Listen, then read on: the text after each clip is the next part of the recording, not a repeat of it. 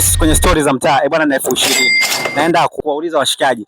Kama kuna mtu ana picha ya babake mzazi kwenye simu yake, nampa 20,000. Let's go. Kwa vipi? Kama kaa. Unyama. Wana 20,000 hapa. Umeona?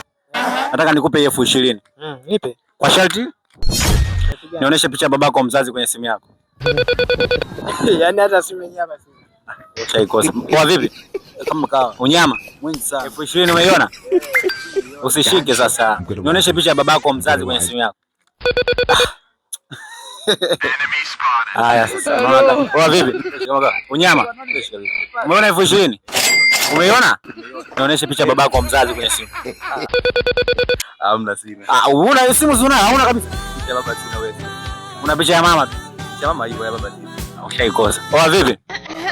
Unyama. Umeona 20,000? Nionyeshe picha ya faza yako kwenye simu. Hiyo jao hiyo.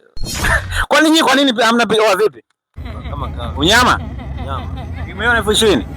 Picha ya baba kwenye simu unayo? Mimi kwenye picha simu sina. Goodbye. Kwenye simu picha.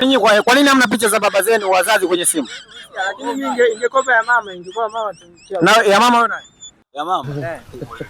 Sitaki ya mama, nilikuwa nataka picha ya baba. Wao wamekosa. Hamna mtu mwenye picha ya babake mzazi kwenye simu. 20,000 yangu naondoka nayo.